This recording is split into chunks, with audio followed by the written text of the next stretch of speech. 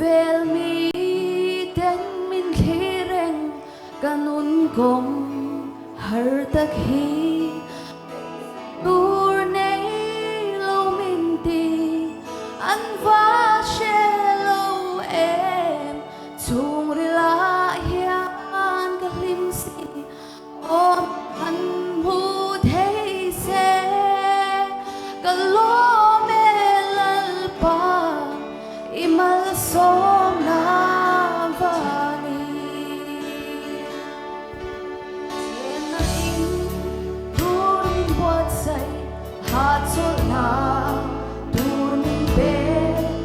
ei le in tur min pe in sil le fe min pe a mangai na in min shwa chi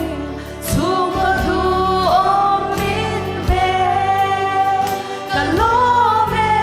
al pa imal som na vani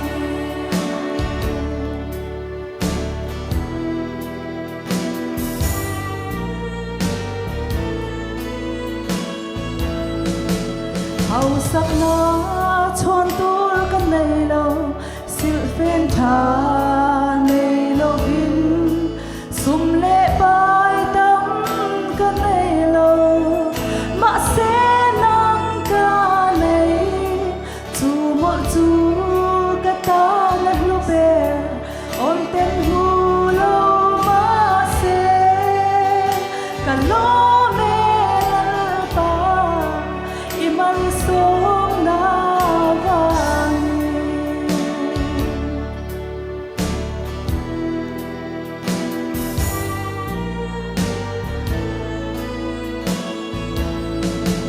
Tena in tur min buat sai ha chol na tur min be ei le in tur min pe in sil le fe min pe a mangai na in min shwa chi sung du om min pe ka lo me al pa imal som na vani ka lo me al pa imal som na vani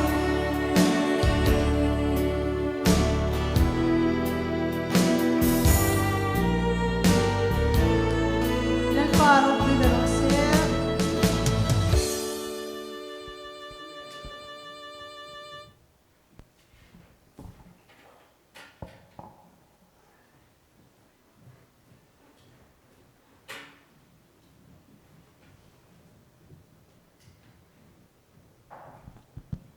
Ole lamoi tak min ron nei sak tu te chunga kan lom em ani pathian in le tam takin mal som zel cheu ro se tuna chuan games min ron how to rin pi melisai lo somang u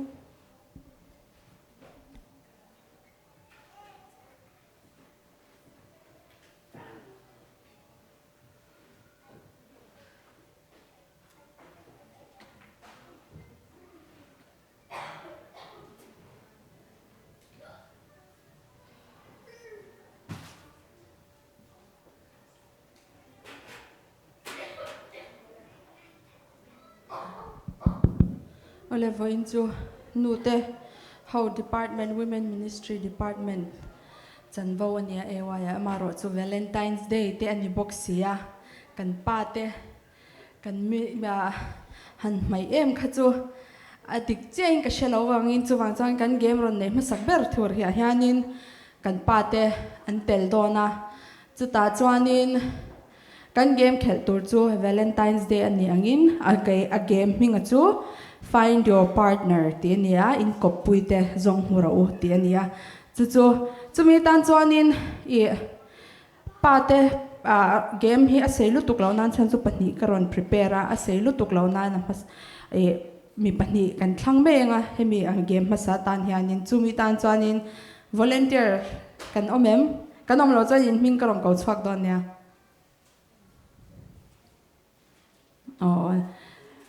อมเลวะ volunteer จูวังจวนนินผู้เจ้าค่ะคงไอ้ตะกินโซตาส่วนนินอีโลวัชวักเทมinstructionsผู้เจ้าว่าบ่จุงเละผู้ตรงไงกันหันตีเหลียง audience จังอิน suggestion te kan name ผู้ละดงเลียนะno te an poma an nu hi ate langa ya he ge ma hianin chu wang chanin an rem chang chia lowa tungen yang puso mamo puso male puza wa kha khonga in so te lai huna no pang ho in fiam na son lova om ula chuan nulara mi kha khongai takin milo tran pui thei chon I need your help thank you imo hetlaya I have voina hianin scarf ron or kan omem kan manglok them scarf heta hi pakhat kan ne pakhat dang kan lamamo he ge matan hianin an pani khan wa blindfold lamo blindfold in ron shrai lut la chuanin amma saberin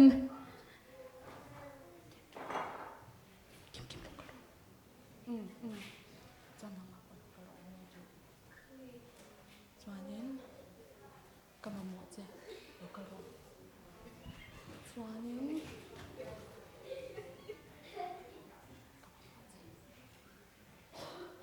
uzate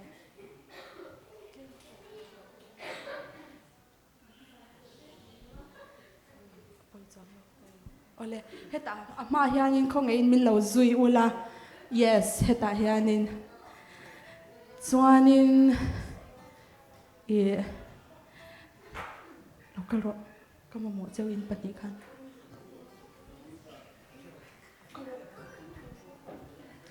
heta hianin kan nu te hianin ding tlaranga chuanin in paten ron zong hu chat thei don chewem kan en don ni voina hianin mo chuanin a game rula chuanin an nu puite an ron zon hu don chuanin nula rami khan lo shilfia sen ron kalpa khan an kut zung chang kha an kut zung chang atangin an nu puite tu ber nge an zong don ani mo chuwang chuanin heta hian pu so male pu zawa kha local se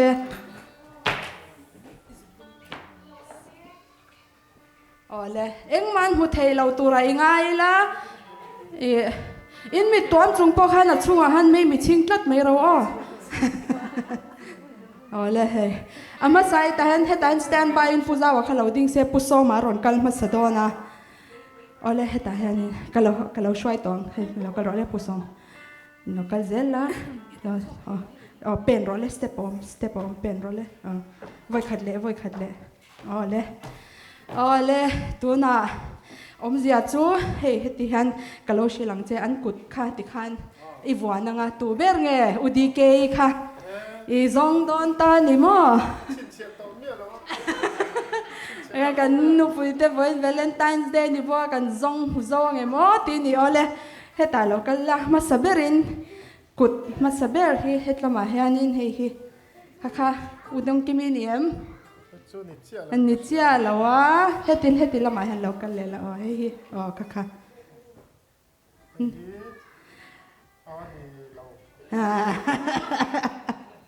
thomia so in tho khumia so in tho tra hi lo in shepala ge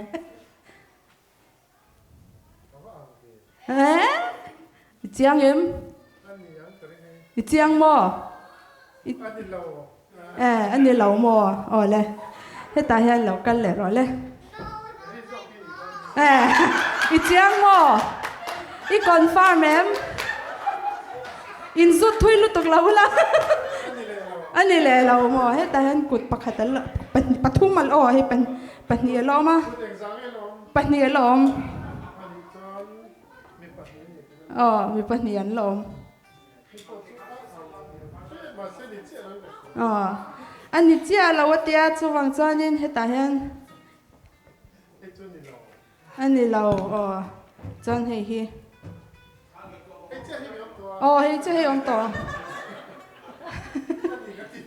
ani ti mai mo ole โอเคอินฟอนตัวเราละอ๋อเฮตาเฮียนินตาเฮียนติขันดิเราดิ้งอ่ะเฮตาเฮียนินเฮตาเฮียนเฮตาเฮตันโลกัลเพเดียวละโลกัลเพเดียวเราเลยอ๋อติขันอ๋อติขันอ๋อเลยติขันอ๋อติขันเราดิ้งเราอ๋อตัวน่ะผู้สาวอ่ะกันเราช่วยงะปีกิมีจงหูเงี้ยมตีนี่อ๋อเลยขันเฮ็ดละมาจังแหงกันจังนังอ๋อเฮ้กุดพานี่ไม่กุดพาจีนเฮ้ติเวลเฮ้ค่ะเก็บมากุดเฮ้จุเก็บมาเนี่ยอ๋อก็เอ็นตีร์นาค่ะจะเฮ้อ๋อติขันเนี่ยเรียนแล้วมาจุดเทียมจุดไม่รอ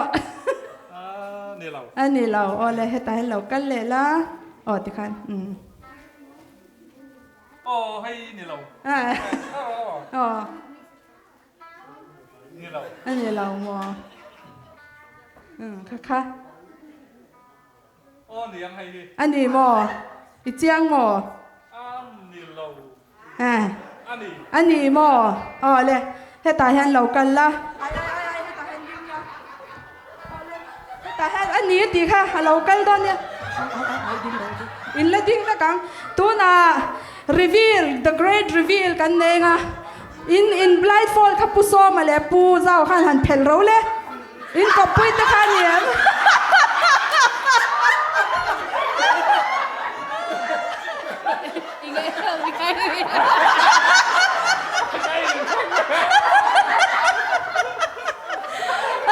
ใครอ่ะอ๋อเลยค่ะอ๋อเลยอ่ะปุ้ยจ้องเราโกฉันนู่นไปกันเนี่ยจุบันจานี่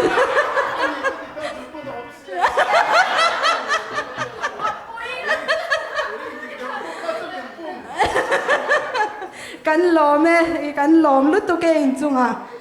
อ๋อเลยค่ะไอตมมาสานี่อ่ะดดเลยไอตมาจวนนินเฮตาเฮียนินนี่couple hot seat กันในดอนะตัวน่ะจวนนินเฮตไล hot seat ตาเฮียนิน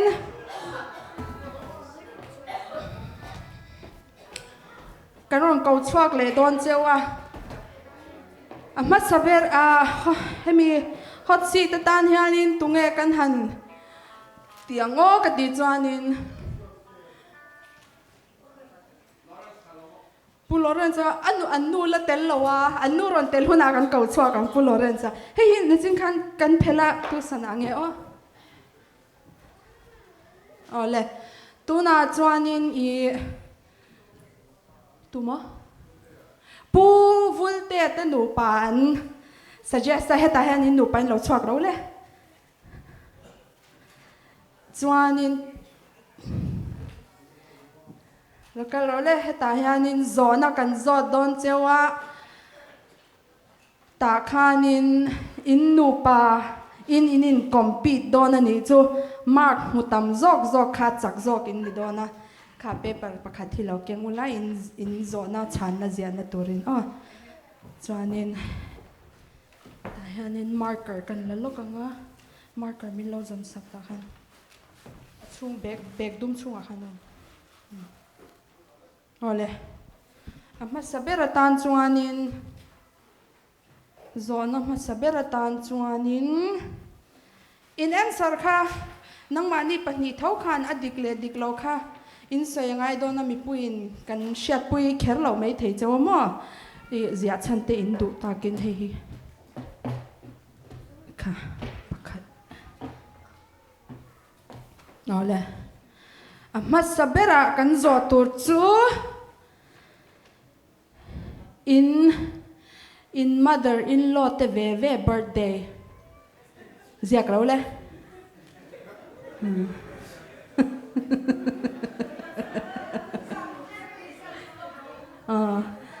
okay kan ti zung ang kan ziak em atopa answer in correct sakanga atak atam zok kha inu pakara chak zok in ni don ni mo adota chuanin kan siak zo tam saber kha adot le chuanin in father-in-law te birthday.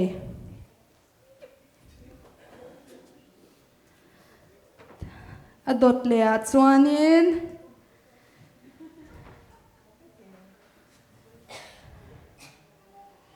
ta hian ka zona siam dan hi fanei te tan lo ni dewa kids favorite meal ka tia ma se kha ka chu kan exclude anga huna om chan adot le chuanin kan partner te bible chang du ber pulu te an pidin din ni bible chang du ber rizia kanga pidin din pulu puvulte sorry pulute ka lo ti le thin puvulte bible chang du ber rizia kanga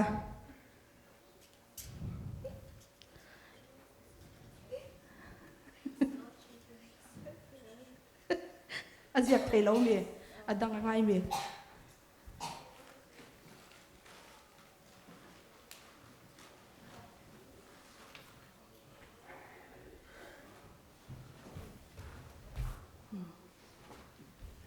dang nge ni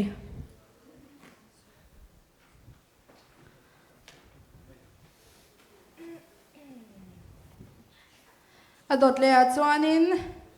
in gospel la du ber in zia sakang pidin dini gospel la du ber le pu vulte gospel la du ber khain in zia ton sakanga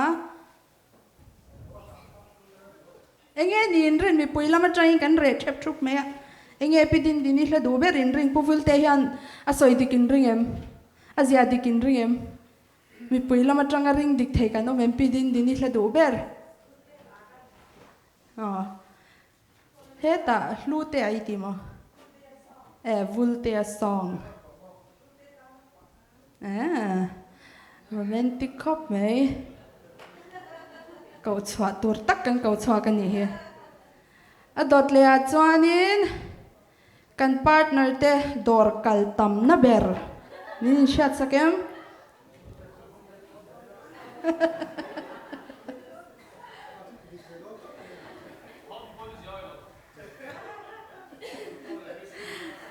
adot le a chuanin tunge adventurous zok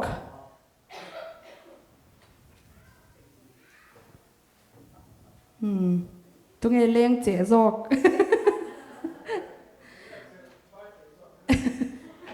adot le a chuanin tunge workout tam zok exercise tam zok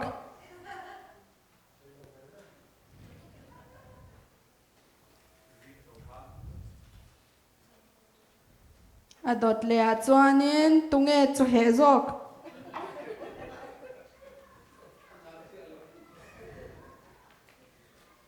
chuan Valentine's Day ani angin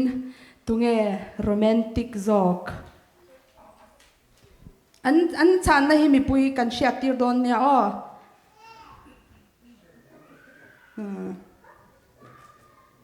to na an nu pa in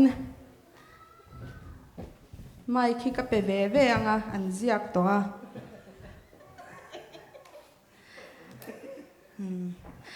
ama sabera ka zot nga mo ka soi ama sabera mother-in-law's birthday ka tianga in chang ve ang let's see your answer chuan adiklo chuan amun le muna in exau tang adiklo kha ama saberin mother-in-law's birthday puvulte asero le ka shalo pidin dini April din hi adikem ka shalo ashela uzel boxya ale atota chuanin in ashisilo in mark in pemero father-in-law's birthday ka she to me lo pidin dini January ni tum adikem an diklo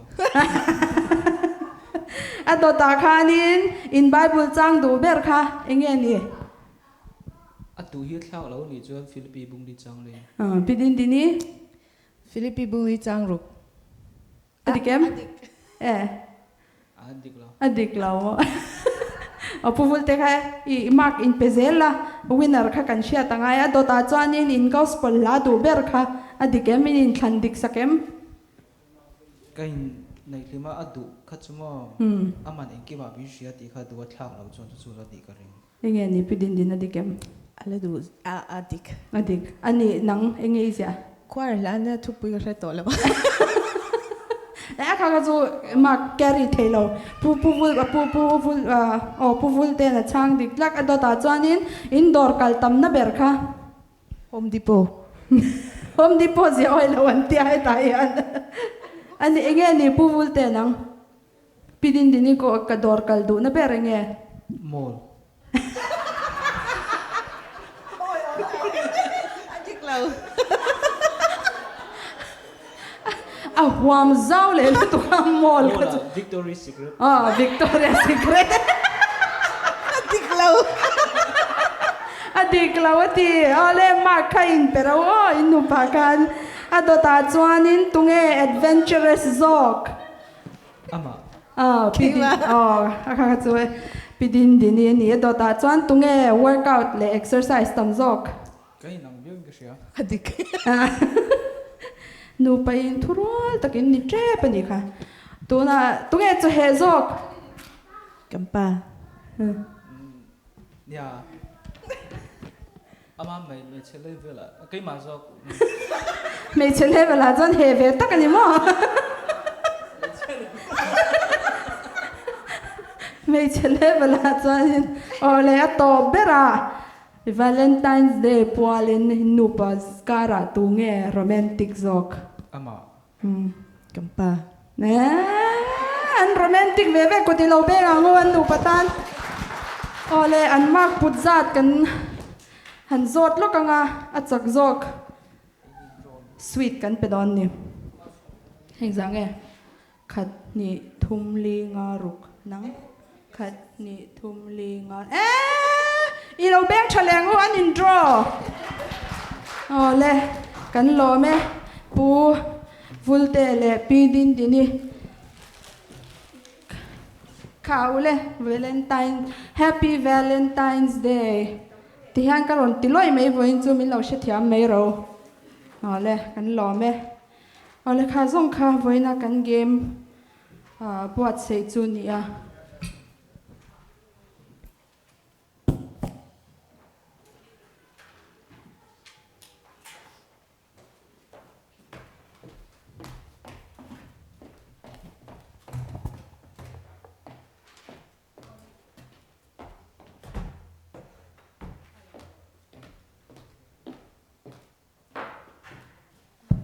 ole games limom tak mi ron kai fai tu pi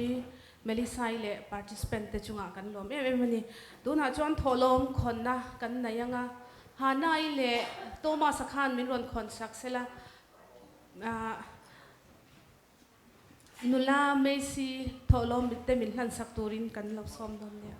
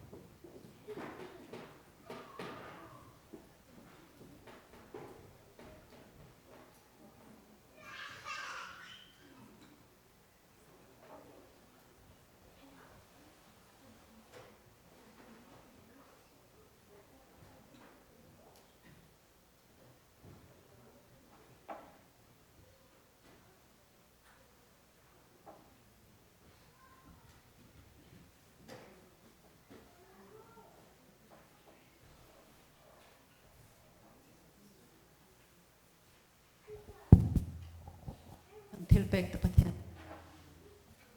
lan pa kan pathian min mangai ni in ma so tin re sum le pai tho thei na te le lan pa hri sel na te min pek thina wang hian kan lo mai ne na lom thu kan thela che ma so tin re kan to zinga mi sum le pai tle te na kan la khom de a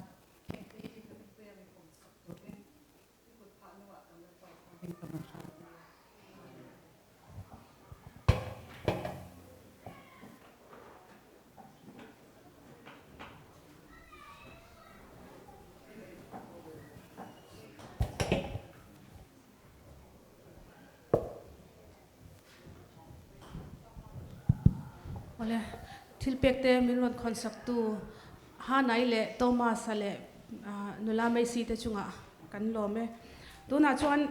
special item milon man sak turin pi ma mi le pikim kimi kan lo so manga hemi zo a hian special song nei turin pi dong kimi lo in ring turin kan som okay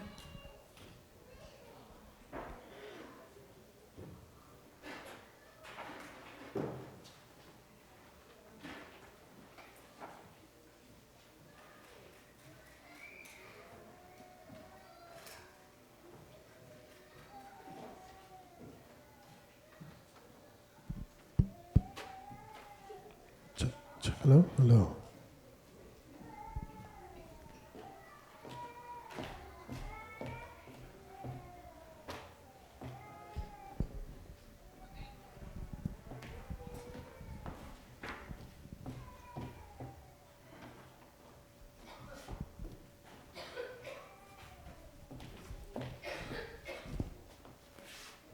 Ole, tun huna hey special item nei turin hun chatak me min pe a kan lo me ma vo in hi Valentine's Day ni angin kan ron theyang tokin kan ron in buat sai dona maro chu ke ma ni jang ren go chuanin hlotlin na kan mu thei lawa in pui na kan ngai dona kan ron request na te thataka heta kan ron kau chuak don chawa min di hlotin sak turin kan ron ngen ma sa chawni ma saberatan chuanin okay cái màn helai trên cái ròn cầu chuak mấy nga no bằng hen ai te chung qua in lo chuak thầy chuan pidong cái mít te puso mà te extra te lem mem cái shalowa lom ngó tang zona lo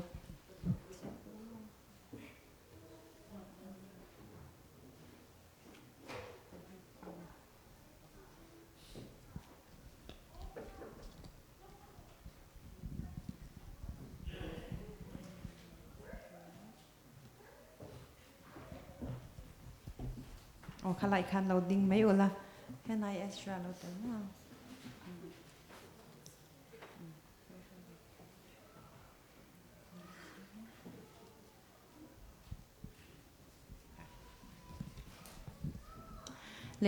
lekha kan pot tir do na pathum an pidong kimi le uso ma bi ka hianin pakhat lo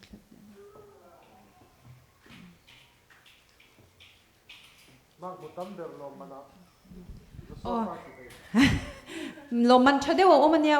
loman chadeu kan nei chuwangin kan chanangai he pathuma hianin in do kha in po sak ro le ai henai le extra chu shanin yang mani pani bi ka khan okay sorry hoi ke ma ka chiarang puso ma ka chiar phatanga hi udike po lo keng thara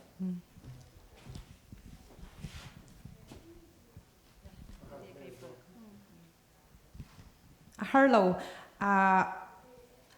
ol te in chang thai vek do ol sam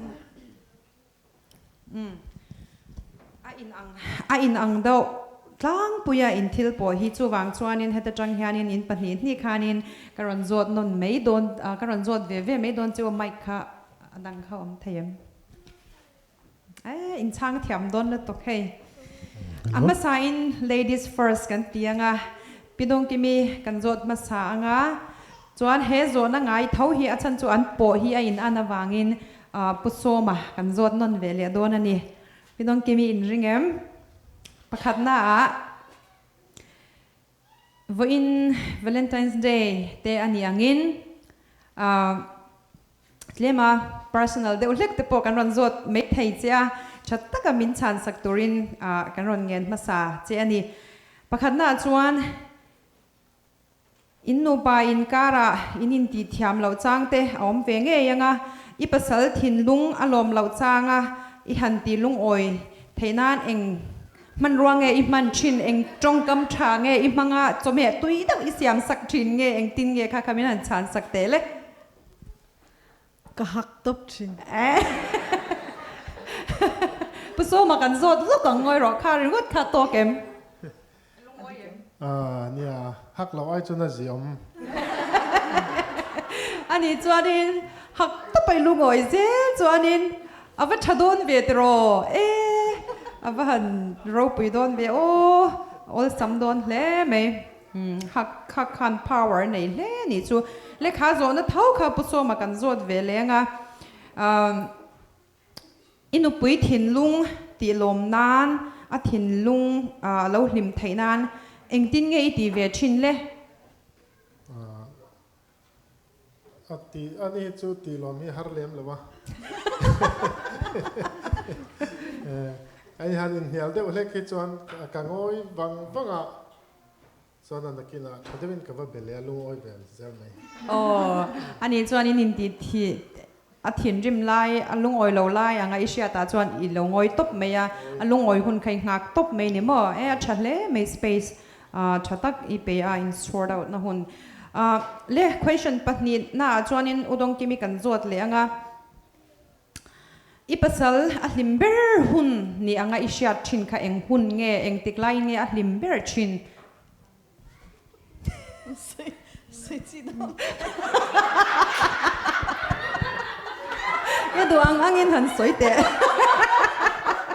Siam tu ni ha. why ni a hlim takin hlim alom takin lai in ti mai la alom lai kan him bel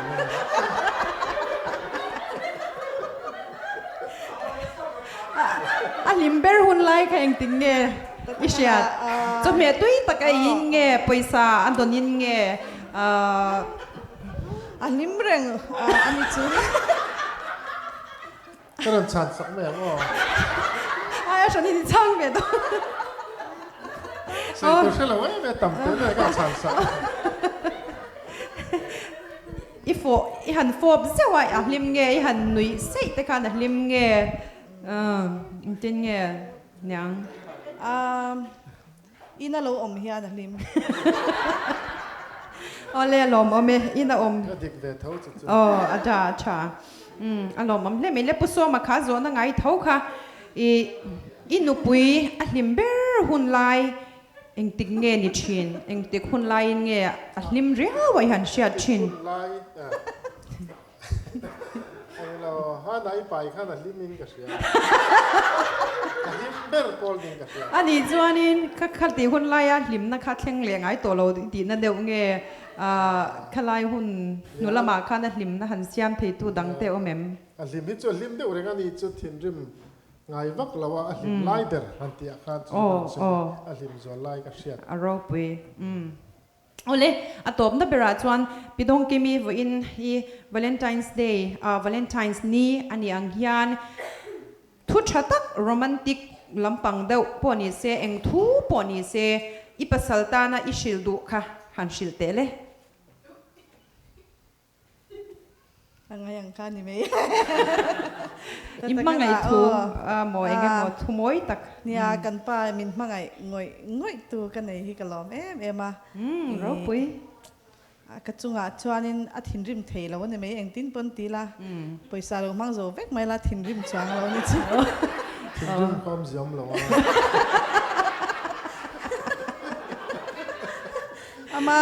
ama ka thleng hianin kan lo ruwa te ka lo mang po hian a thin rim chuang lo.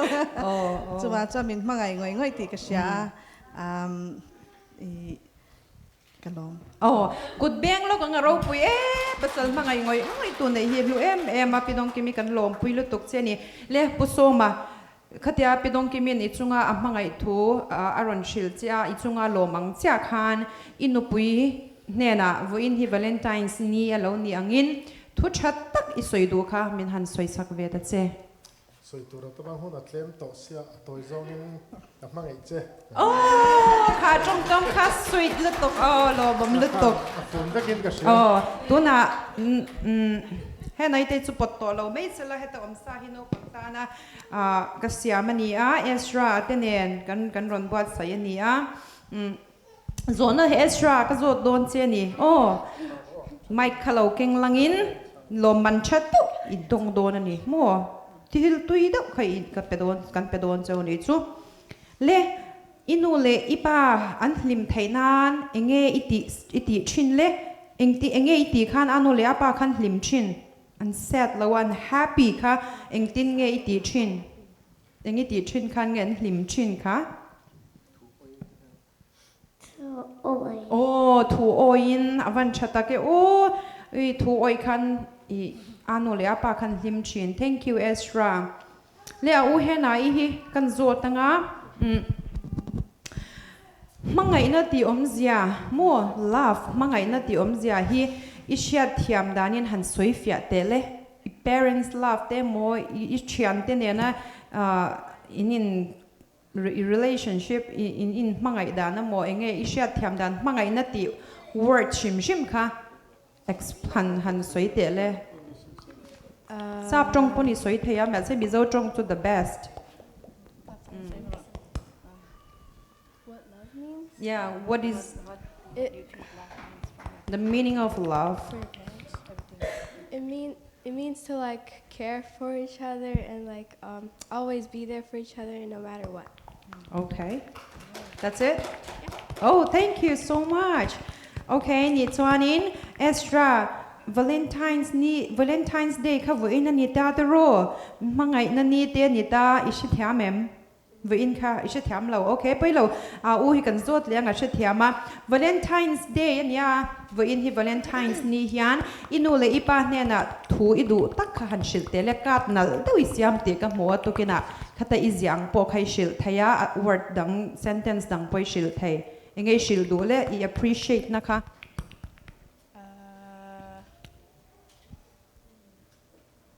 Thank you for always dealing with me when I have attitude. oh good and mangai thu te shil don I love you. good kan zabain chung ka dan kot lo be ngang kan lom tung ro lo la kal su lom man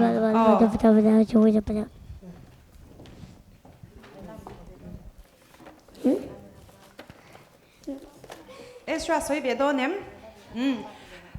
du kan thlan ti ranga I love you, Anna and Appa. good okay dark chocolate nge I du a milk chocolate okay and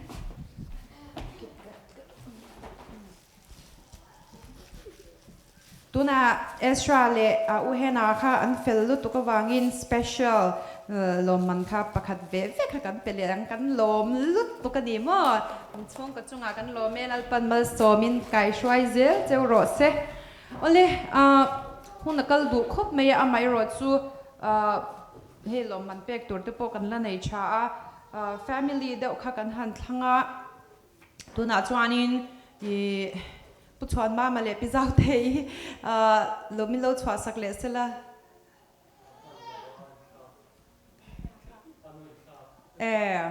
okay within the nitan kau to box ya okay Chloe okay pu ba de chung kwa an ni hi an la thar lam dewa anin mangai em an nu pa hi chu wangin he ta min lo chwa sak thei chuanin a lo bom viawang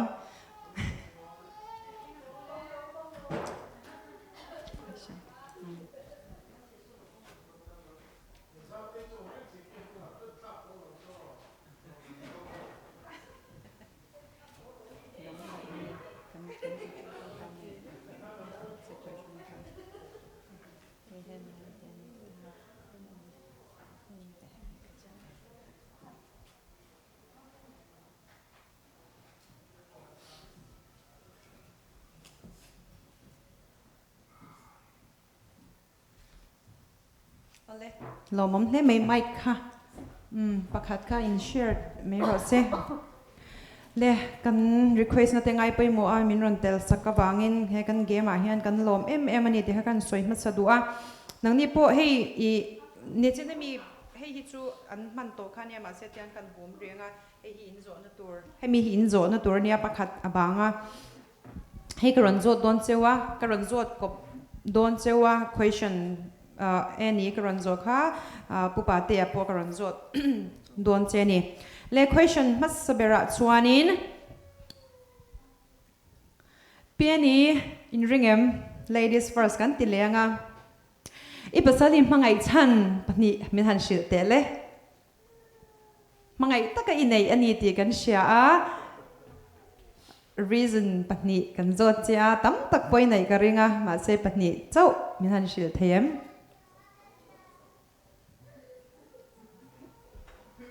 mangai chan kam mangai na kha lo piang to pa to tiangin a reason po lo i mangai na kha lo piang to pa chuan I lo mangai em ta ani chuan ama nung changa a character a emo khatia nga I du deuh pani tal kha han soite nang ma ti hlim veng tu ke ma chan asai dam ka til tu ka mai ka thin chel tu kala nang hin mi ala in chua e cha ka thin chet ta ba chu min do the ta ba chan min do thiam mon top di do thei zai dam ka pakhat ni se adang pakhat le kut bek phatang aro pui le tok nu pui te do thei ni hi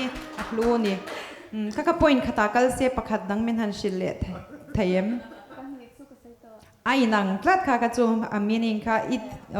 zaidam le do thei kha min do thiam duat kha lo sorry a care che alo duat che okay ani chuanin pu pa te kha zo na bok kha itana kan ron zot ve le don che ni ai ni mangai ma mangai takeni nei ti kan sha ama a khan enge I mangai na ti zwal tu point ni min han shil ve thayem mel chat wange nia zei wange nia apian nal wange nia na halo piang to ba I mangai ti kan sia chu wangin nu puyai nei ta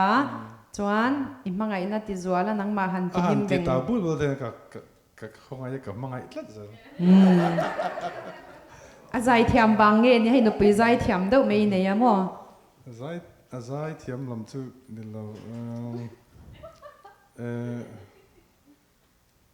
anui te hian ka mangai na zo anui moi anui retainal okay kha zong kha ni mem nge a chut tap da pon ka mangai tha ai rong bol thiam wang te khan I mangai na kha zwalem ei tura siam thiam wang te khan kha tiang de alom ome ole ani chuanin in mangai ma kan lom pui chewa zo na pakhat lia chuanin etika nge pe ni a birthday min han shilte engtik ni nge akum chu soyangai lo October ni som pathum adikem pe ni ani le in pa birthday min han shil ve thayem October ni som in ve in nai ve chu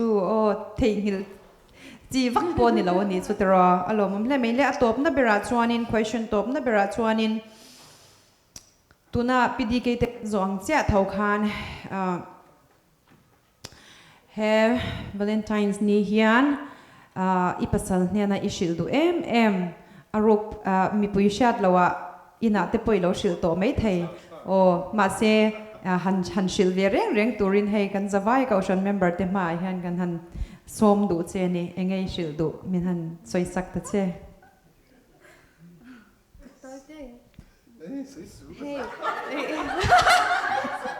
te ka ting lo chung pa min do the na te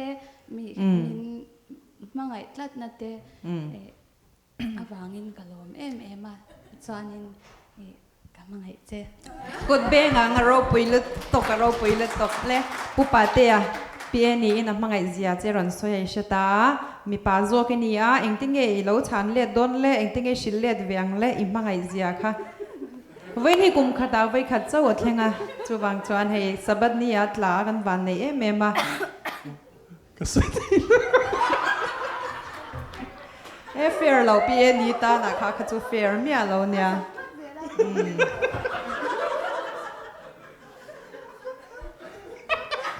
board khat tal pahni theilo pon nia ni zana pe soi rang khati hei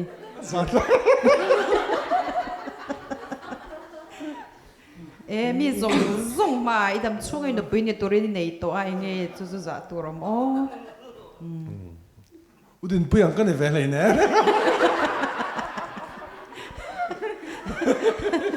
udin pui ni khera ngai lo i du pi mangai thu sil tur khan tu dang leng dang ngai lo ten kamangai alo mom la to ke ro pui ko ti bek liang o lo la kal ri lo langin eดูกันทันทีเลี้ยงเจ้าง่ะพงเงี้ยดูเลยช็อกโกแลตดาร์กช็อกโกแลตเงี้ยให้มีปะนี่มันเป็นอะไรปักขัดเจ้าไปสวยปกเสียจู่บางเจ้านี่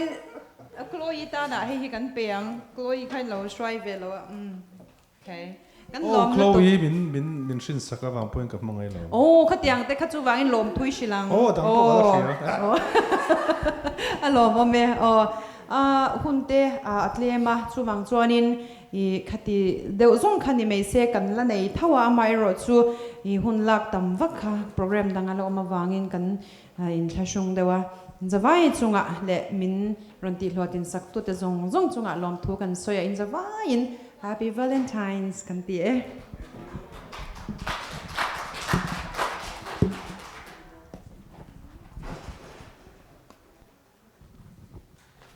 คุณลิมอมตักมินรันมังสักตูปีมามีเละปีกิมกิมิจุงอากันลมมาปีดงกิมิเตชุงเละปีเอนี่เตชุงจุงอาปอกันลมมันนี่ตัวน่าจวนสเปเชียลซองมินในสักตูรินปีดงกิมิเราซ้อมังอู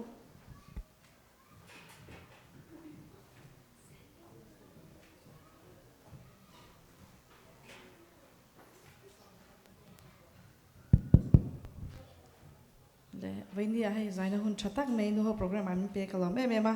วันนี้ก็รอนสักตัวที่ตุนได้ก็ได้รู้ว่าอย่างเงี้ยนี่ลาก็ไงทักชินก็ได้รู้เนี่ยเมมตัวนี้ไม่ช่างเตะชุ่งกว่าเตะเลย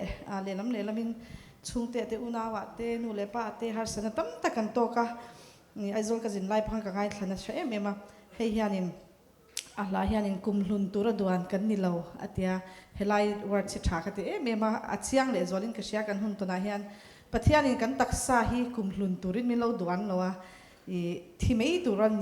เราเปียงกันเนี่ยจวงจานินกันหุ่นกันเชียดเราเสียเตะกันวุ่นไล่หุ่นตัวเสียเตะกุมลุนตัวระดวนกันนี่เราเสียเตะกันเอ็นติงกันหุ่นเราเท่งโดนมีจุงอาทิตย์เท่งส่งแต่เป็นกันจุงอาเราเท่งเวทีมีชุ่งกว่าตัวกันตีดิเตปหมกกันตีเตปให้กันชุ่งกว่าไงปนกันละตัวเวโดนขัดยังส่งเทกันไงตัวขานินกันรู้เนี่ยมาเสียมตัวเริ่มรัดที่อันนี้กันรุนสะดวกนะจวนนี้คุมลุนตัวละดวนกันนี่เราชุดกันหัวสิValentine's Dayนี่ยังตัวมาให้กันคุมลุนโดนเราอันที่ไงก็หุ่นรุนเข็นโดนตัวมันกันสิเทเราจวงอินมังไงกลางตะกินไว้นะกับมังไงเจ๊ตีเตปข้าตัวนั้นจวนนี้วาเลสวาลสว่างที่ค่ะkaron lakoy do ni kalome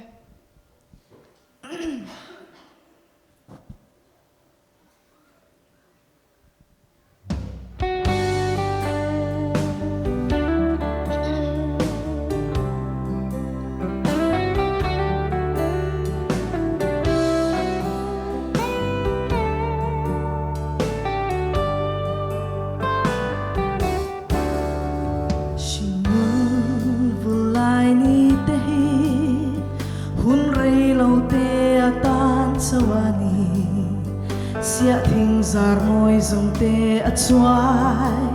le mai chi siam tu rem qua aloni kung hun tu ra tuan kan ni silo kan kwa sin la ram mai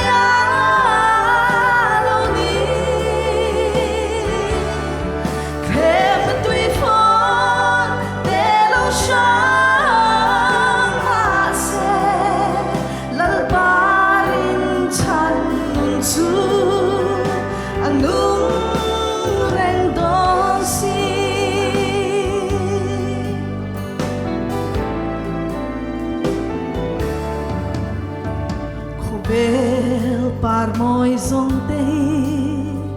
hun rei lo te atan sawani khwa rei adai ne mo atsuai le mai chi siam tu rem roa aloni e kum hlum tu ra tuang kan ni si lo kan khwa sin na ram maya lo ni khem na tui phon te lo sha ma se lal parin chan nun su anung reng don si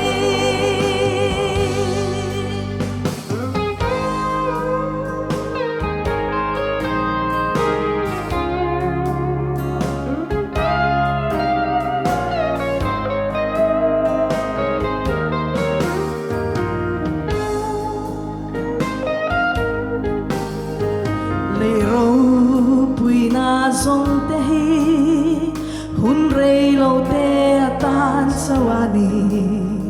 thil tin renga thari na tha le mai chi siam tu rem roa aloni e kum hlun tu ra tuang kan ni si lo kan khwa sin na ram maya lo ni khem na tui phon te lo sang ma se lal parin chan nun su anung reng don si kum hlun tu ra tuang kan ni si lo kan khwa sin na ram maya lo ni khem na tui phon te lo sang ma se lal parin chan nun su anung reng don si lal parin chan nun su anung reng don si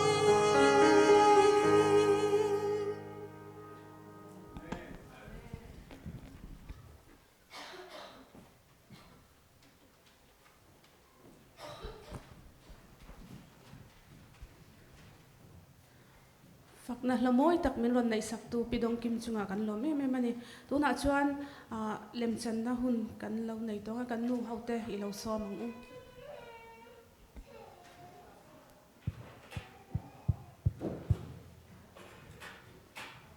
tuna skit toy kan ron chan tur hi pi ngori sai lo tar khum chan chin ani niang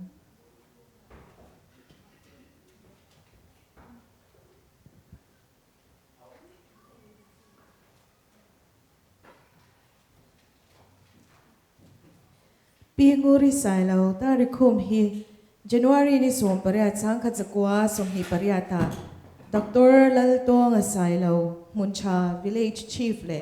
First Mizo Dr. Le Pi Lal Ngengite Fa Palina ni in alo pianga Mizoram Pung Top Students Tana Award and paid to Adonavangin Aizola Lekha Azir Lai Chuan Apain Rupees 10 Khat Khatin allowance satan apechi nani Apa Chuan Dr. Ani Ngei Abese ani Paya le khazir hi kaldona ATS jawaya idu ange in nurse nursing school kalidowa thattakin zukzirla no le pate nghe ni zir na te khalo ngai thala tu oi takin zu kom la that takin nursing chu zir chok nge don ya pian za o ole ka pa itu sei chu ka wang renga nge Akazen pu la lian zwala sailo. Mizo te zinga 7-day Adventist masaper chu Adventist Training School Jawai Meghalaya lekha azira chuta chuan pinguri sailo po mi parwal zinga mechi omchun ni in azirve ani.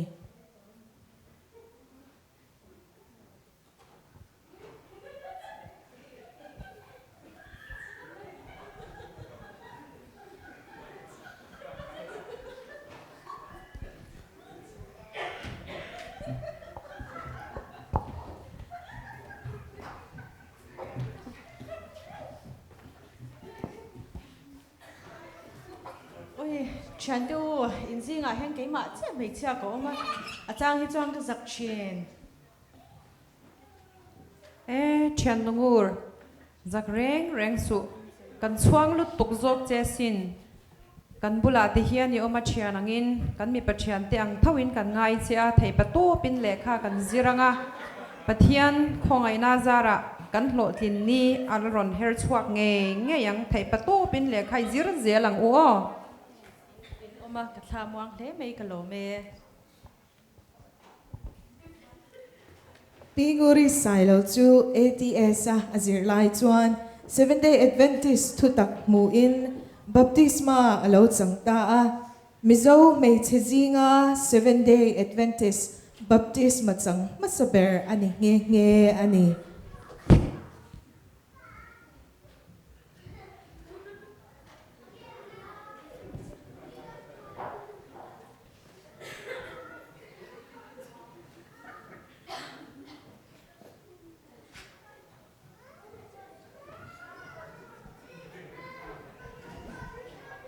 Ole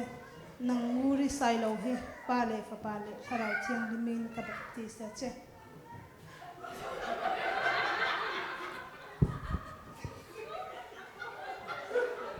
Chutia baptisma pinguri na chanzo chuan nursing zirzomin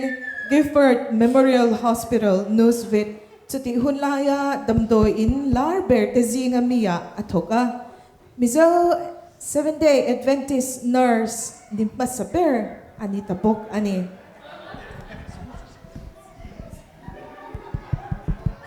Amrit Kaur, Indian's first health minister, a sister-in-law British New Damlaw re taga enkola chutia enkolai chuan Amrit Kaur chuan angai na in fel ati ema nguri kauna no hi enkol tha mai kalom lut tuka kauna no po ibula om chuan a hnim thin ana te hi alodam thina kalom ma chu wang chuan I chunga hian nge ka ti theang te hi ka ngai twa thina nursing na thatak mai helai rama hian pek che ka duwa ipom thengem imi som da chu kapu lawin alomom ema amai ro chu kan khwa kan ram nge ya mizorama hoa pathian rongbola na tho ka duwa chu wang chon imi som da chu lom takin kan har ni mai ro se hetai om du lo chuan ti ka tiang o mizorama chuan nursing how to nuwa kadang che o idem ti chuan I rem ka rat sakang che kalom mai kalom na engtinan chutal chu ka ti sak thei che ka be se chu le zel po chu kavan phulo ve o ma se ka sei to ang khan kan ka ushana nge Adventist sa nge rongbol ka do wangin chu po chu ka nar ni me ro se kalom lu to ke Adventist mama pre chutianga nasang tak offer po chu thang lovin pinguri hian rongbol na angai poimo mawangin 7-day school ni sari tlanga tho athang ta zo kani tin amahi nungo le melcha nungchang moi tak nei ani awangin bipatam tak po in an ngai na in rim tu po anga hle ani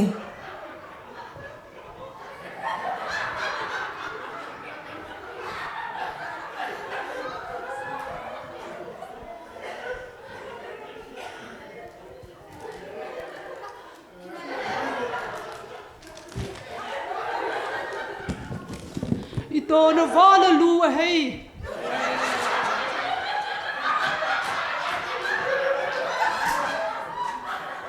Laughing in the air. You are my Valentine's. Masih chung ho chu anol veka pu dar kuma atlangta ani. Kero chu da sonin seafood tui tak prawn te vok sa te an zora tui lu tu kro yam kro. Udar.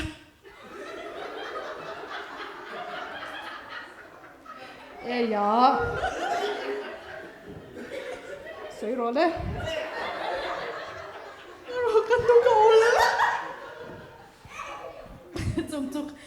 cái về thế này nè, cái chỗ Adventist cái này vok sa te kai quang te hang zong zong ai thiang lo Bible na soi kha cái chuang cái về thế lo ba ka kum khat ta kan in zui lo chuan pasala kan nei don lo chia tin ka thurin te cholni ya ka in khom china chunga te in khom ve thei don lo ni chuan ke chuan pasala kan nei don lo che hey Adventist sangwal thatak tak in min hel char chara ma se hauji nga nang thang che chuan cha ka thu thu na kha min za sak don em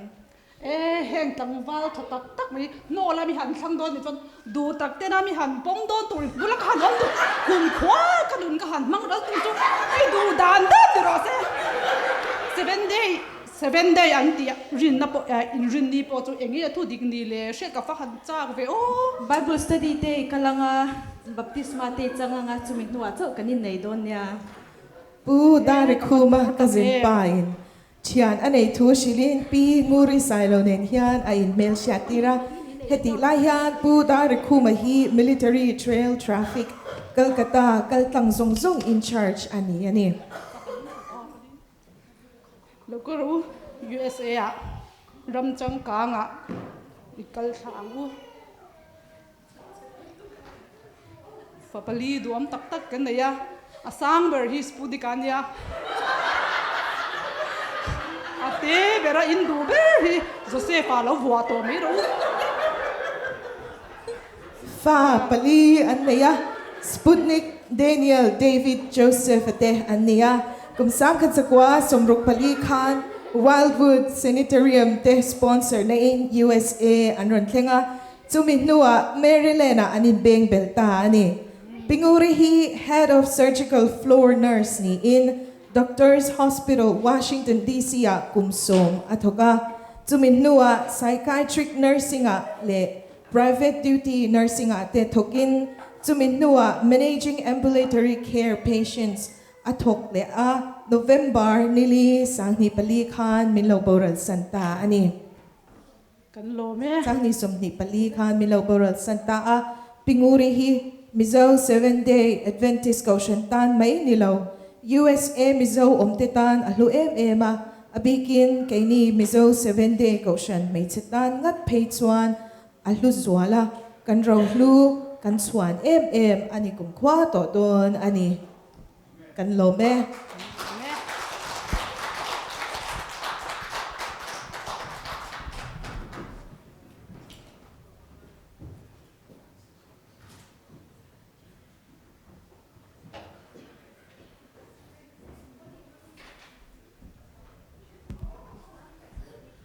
Ole nu hoten hun lim tak le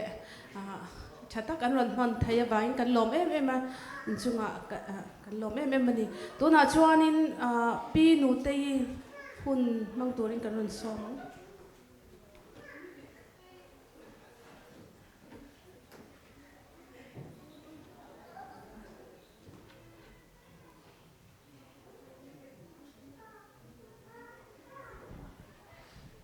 Ole, vina khanin Valentine's program nuam deuh kan phanga. Tukin zinga khan karon kaltir chang khanin chen khatte kha I kan ko shana hianin tunge romantic couple kan ti berte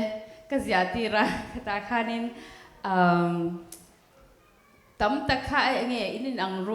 tam takha like you all got almost the same voting ma se asang fal deuh khan oma to me the two tunge kan rin pure mate tunge midang le pudin puete kasya tunge midang kan rin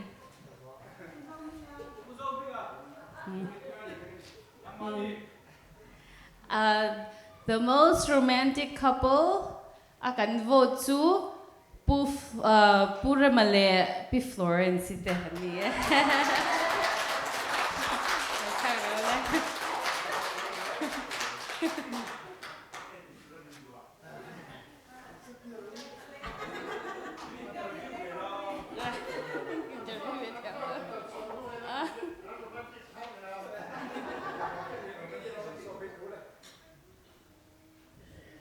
Nupui te dua thiam ber kan ti don nge pasal te dua thiam ber kan ti don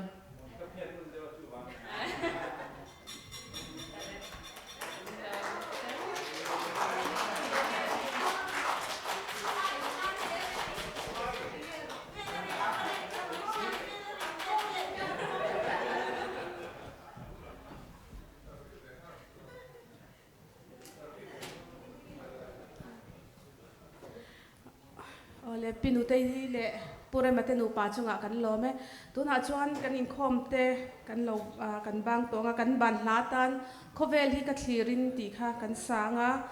banna min tong tai sak turin pi eng te kan so mang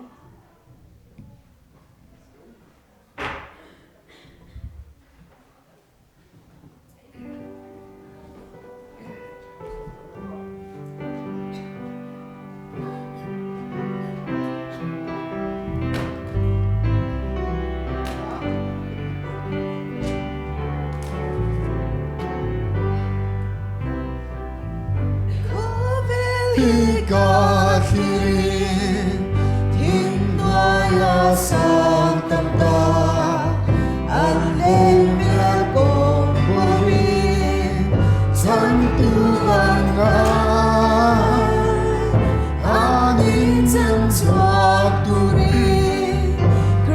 subscribe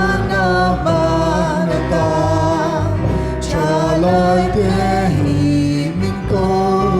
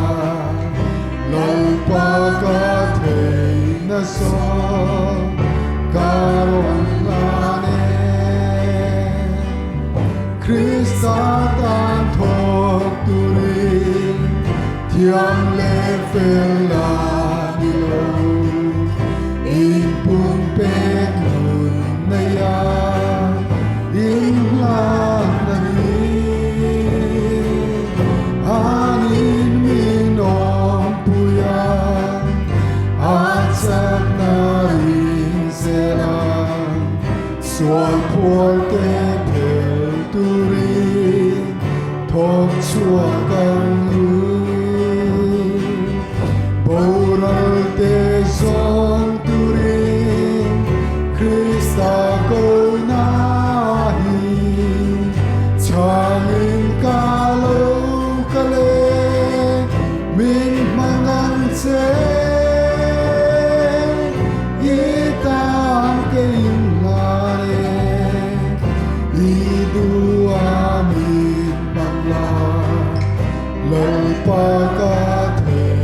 Pathian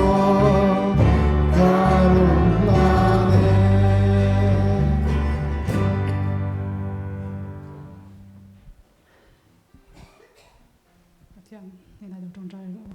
mình mang ngày mình en coi tu lấy pa kan Pathian voi in zinga te sa school te le divine service te